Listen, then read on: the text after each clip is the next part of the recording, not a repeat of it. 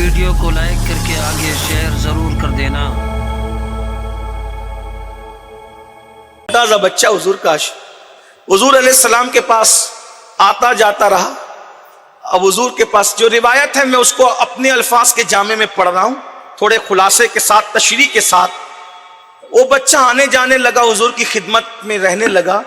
اچھا میرے آقا کے اخلاق دیکھو، یہودی کا بچہ تھا پھر بھی اس کو منع نہیں کیا آنے جانے سے، اس لیے کہ حضور کے یہاں آنے کے دروازے تھے، جانے کا کوئی دروازہ وہاں نہیں تھا۔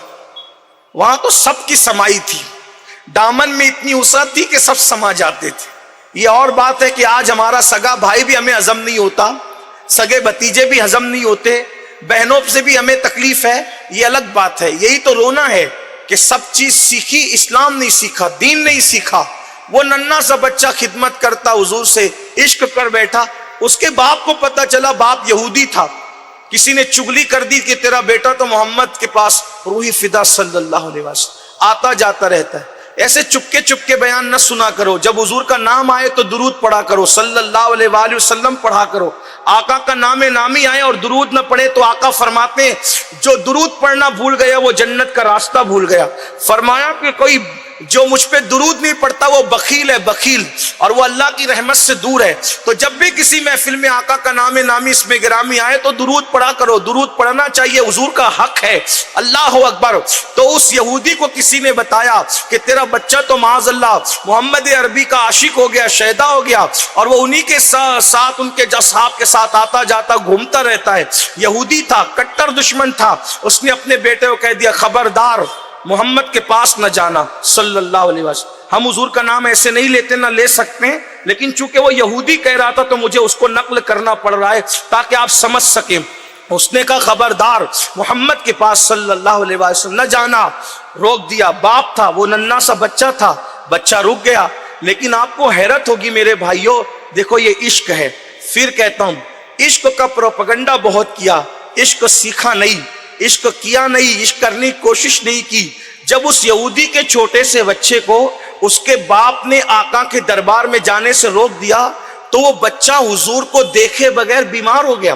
جب چند دن تک اس نے آقا کی زیارت نہیں کی تو وہ بیمار ہو گیا، اور جب بیمار ہوا تو باپ کو احساس ہوا کہ میرا بچہ بیمار پڑ گیا۔ اس کو خیال بھی نہیں تھا کہ میرا بچہ کسی کو نہ دیکھنے کی وجہ سے بیمار پڑ گیا، کسی کی زیارت نہ کرنے کی وجہ سے بیمار پڑ گیا۔ اس کو ایسا لگا بچہ ہے، ادیب بڑے بڑے حکیم بلائے اور دوائیں دی، یہ دیا وہ دیا، لیکن جتنی دوائیں دیتے جاتے اور جتنا علاج کرتے جاتے اس کی بیماری بڑھتی جاتی۔ بچہ روتا رہتا، گھلتا رہتا، دن بدن گھلتا رہا۔ باپ پریشان تھا، جو وہ مال خرچ ہو رہا تھا، دولت خرچ ہو رہی تھی، لیکن وہ بچہ اچھا ہونے کا نام نہیں لیتا تھا۔ لوگوں نے ہاتھ ٹیک دیا۔ اللہ اکبر، یہ صورتحال تھی۔ اب آپ اندازہ کریں یہودی کا بچہ اگر عاشق ہو جائے تو حضور کو دیکھے بغیر وہ بیمار پڑتا ہے۔ سچ کہنا، سچ کہنا، سچ کہنا، ایمان والوں اپنے دلوں پہ ہاتھ رکھ کر کے کہنا اللہ اکبر۔ یہودی کا بچہ بچہ ہو کے حضور کی جدائی میں گھل رہا ہے، رو رہا ہے، بیمار پڑ رہا ہے، مر رہا ہے۔ ہمیں حضور کے عشق میں کبھی رونا آیا ہے؟ ہم نے ہیرو ہیروئن کے جدائی کے مناظر دیکھ کر تو آنسو بہائے، غزلیں سن کر تو روئے، کیا کبھی حضور کے عشق میں بھی روئے؟ آقا کی یاد میں بھی روئے؟ کبھی ہماری کوئی رات ایسی بھی گزری کہ ہم بستر پہ لیٹے اور تڑپ رہے کہ حضور آپ کی وجہ سے ہمیں نیند نہیں آ رہی، روزی روٹی کا سوچ کر نیند اڑی، بچوں کا سوچ کر نیند اڑی، کبھی حضور کے لیے بھی نیند اڑی؟ بتاؤ، آپ بتائیں۔ میں آپ کو نہیں کہہ رہا ہوں، پہلے اپنے آپ کو کہہ رہا ہوں، اس لیے کہ میں اتنا جانتا ہوں کہ آپ کچھ بھی ہیں، مجھ سے بہتر عاشق رسول آپ ہیں، میں آپ کے بعد ہوں۔ میں مجھے تو ایسا لگتا ہے کہ شاید جب عاشقوں کی فہرست بنے گی تو سب سے چھوٹے نمبر پر اگر کسی کا نام آئے گا تو شاید میرا نام ہے، وہ بھی لاج رکھ لی جائے تو رکھ لی جائے بس۔ ہاں، اور مجھے تو ڈر لگتا ہے کہ اگر یہ کہیں کہ ہم عاشق نہیں ہیں تو کافر ہو جائیں، اور اگر یہ کہیں کہ ہم عاشق ہیں تو پتہ نہیں کہیں ایسا نہ ہو کہ جھوٹوں میں اپنا شمار نہ ہو جائے۔ اپنی کیا اوقات ہے؟ عشق بڑی منزل ہے، اللہ ہمیں عشق نصیب کرے۔ ہم عشق کا انکار نہیں کرتے کہ ہم عاشق نہیں ہیں، اور یہ بھی نہیں کہتے کہ آپ نہیں ہیں، آپ ہو، ہم سے بہتر ہو، لیکن عشق گیا کہاں؟ इश्क तो रुलाता है, इश्क तो बिस्तरों से उठाता है। अरे इश्क तो मदीने की आरामगाह से निकालकर करबला के रेगजारों पे ले जाता है। इश्क तो खानदान लुटवाता है, इश्क तो सर कटवाता है, इश्क तो बेआबरू करता है, इश्क तो दार पे चढ़ाता है, इश्क तो भूखा रखवाता है, इश्क तो प्यासा रखवाता है। जो कौम हराम खा खा कर अपने जिस्म को बढ़ाए वो कब से आशिक होने लगी? जिसे पहले कलमा भी ना आए वो कब से आशिक होने लगी? जो औरतों के हुस्न पे अपने ईमान का सौदा करे, जिनको महीनों महीनों तक कभी अपने नबी की याद भी ना आए। आशिकों का हाल तो ये होता है कि वो महबूब के बगैर एक लम्हा नहीं जीना चाहते। वो कहते हैं कि जिस दम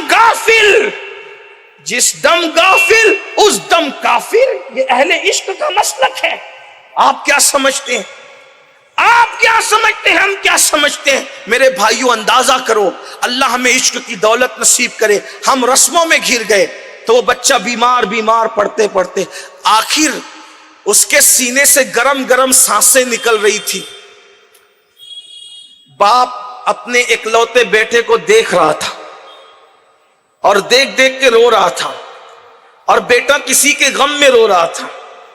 ऐसे में बाप ने कहा, मेरे लाल, मेरे बेटे, पूरी जिंदगी की पूंजी खर्च कर दूंगा अगर तुझे बचा लूं तो, अगर तू बच गया तो।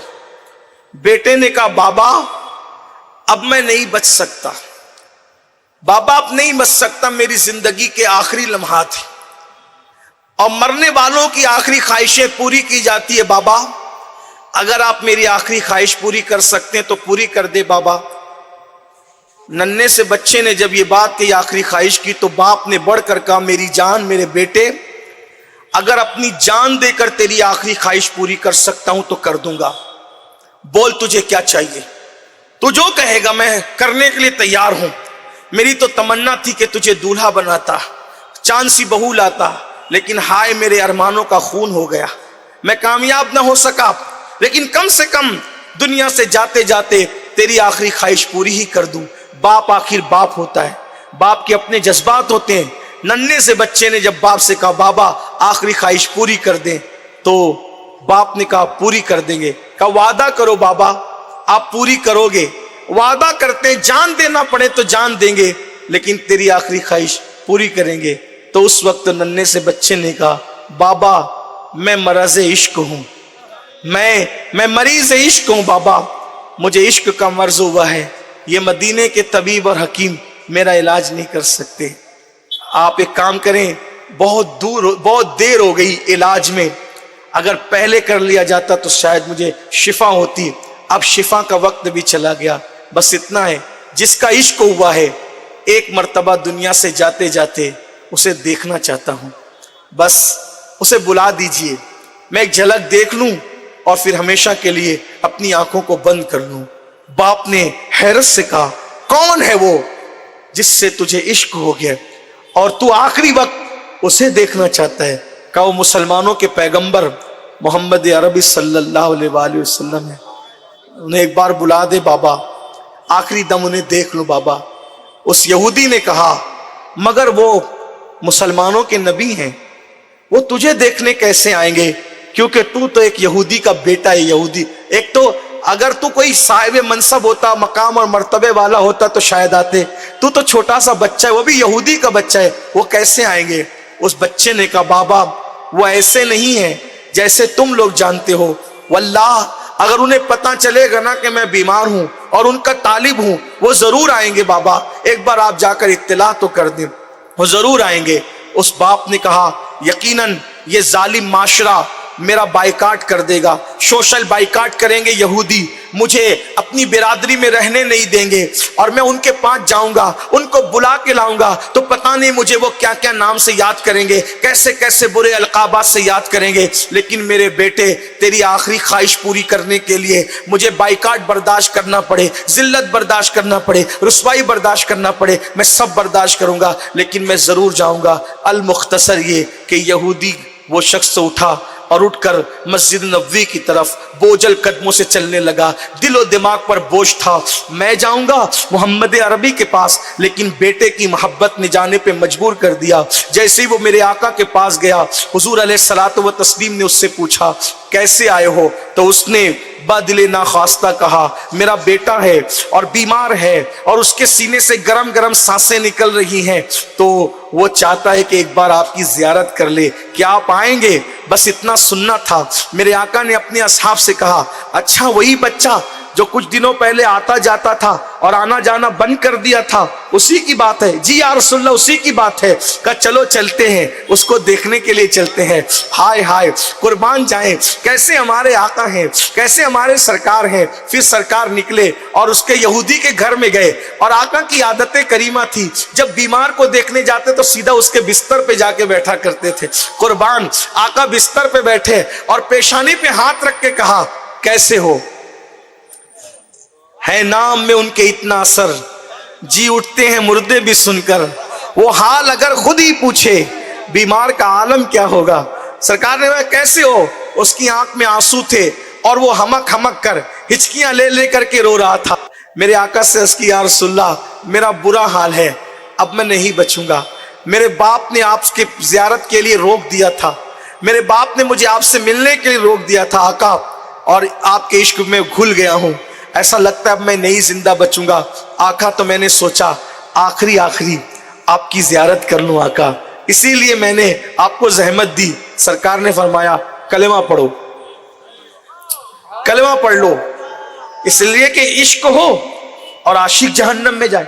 सब जहन्नम में जा सकते हैं, आशिक नहीं जा सकता, आशिक नहीं जा सकता। एक ही गारंटी है, आशिक नहीं जा सकता। क्यों है? इश्क तेरे सदके जल्ले से छुटे सस्ते, जो आग बुझा देगी वो आग लगाई है। खाक होकर इश्क में आराम से सोना मिला, जान की इक्सीर है उल्फत रसूलुल्लाह। फरमाया कलमा पढ़ने। बच्चा था, छोटा बच्चा, आंख ही आंख में सामने बैठे हुए बाप से पूछा क्या करूं। बाप उसके इश्क की कैफियत को जान चुका, जो इश्क में अपने आप को घुला चुका, और हुजूर की उस मोहब्बत को भी देख रहा था जो उस बच्चे के साथ थी। याद रखना, एक बात अच्छी तरह याद रखना, जिससे आप मोहब्बत करते हैं वो आपसे मोहब्बत करे जरूरी नहीं है। हर मोहब्बत में, बड़ी माजरत के साथ किसी को टारगेट करके नहीं कह रहा हूं, एक जनरल बात कर रहा हूं। अगर आप अपने इमाम को चाहते हैं, जरूरी नहीं कि इमाम भी आपको चाहे। आप अपने पीर को चाहते हैं, जरूरी नहीं कि आपका पीर भी आपको चाहे। आप अपने दोस्त को चाहते हैं, जरूरी नहीं कि आपका दोस्त भी आपको चाहे। हद तो यह है कि आप अपने बच्चों को चाहते हैं, जरूरी नहीं कि आपके बच्चे भी आपको चाहें। हद तो यह है कि आप अपनी बीवी को चाहते हैं, जरूरी नहीं कि बीवी भी आपको चाहे। तारीख में ऐसी बीवियां भी हमें मिलती है जिन्होंने शौहर का खून किया, कत्ल किया, छोड़ दिया, अल्लाह अकबर। लेकिन एक जात ऐसी है कि अगर तुम उनसे प्यार करोगे तो तुम अपनी हैसियत भर प्यार करते हो, वो अपनी शान के मुताबिक प्यार करते हो। उन जैसा प्यार हजारों करोड़ों माओ से ज्यादा अगर अपनी उम्मत से कोई प्यार करता है तो उस जात को मोहम्मदुर रसूलुल्लाह कहते। उन्होंने जितना प्यार किया कौन कर सकता है। तो जैसे उस लड़के ने कहा क्या करो, तो बाप ने कहा जो कहते कर ले। इश्क देख चुका था, इश्क जीत चुका, नफरतें हार गई, कहा जो कहते कर ले। बस हुजूर का हाथ पकड़ा और पढ़ा मोहम्मदुर रसूलुल्लाह, ला इलाहा इल्लल्लाह मोहम्मदुर रसूलुल्लाह पढ़ा और कलेमा पढ़ा। और कलेमा पढ़ना, कुर्बान हुजूर उठकर खड़े हुए, अच्छा हम चलते हैं। अभी 2 कदम ही चले थे कि उसकी रूह परवाज हो, यानी कलेमे का पढ़ने से लेकर मरने तक, कलेमा पढ़ने से लेकर मरने तक ना कोई अजान हुई, ना कोई नमाज हुई, ना हज का मौका, ना ज़कात का मौका, ना सुभान अल्लाह, ना अलहम्द, कोई नेकी का मौका नहीं मिला। बात कितनी है, इधर कलेमा पढ़ा और चंद घड़ियों के बाद विसाल। लेकिन मौत भी कैसी, हुजूर जिसके बिस्तर से उठे हो और मौत आई हो, क्या मौत है, सुभान अल्लाह। जान तो जाते ही जाएगी, क़यामत ये है। अब यहां मरने पे ठहरा है नजारा तेरा, جیسی حضور باہر نکلے وہ انتقال کر گیا. وہ یہودی دوڑا دوڑا آیا, میرے بچے کا انتقال ہو گیا. اللہ کے رسول علیہ الصلوۃ والتسلیم نے صحابہ سے فرمایا جاؤ غسل دو, کفن پہناؤ, مجھے اطلاع کرو, جنازہ تیار ہو جائے. پتہ ہے کیا ہوا؟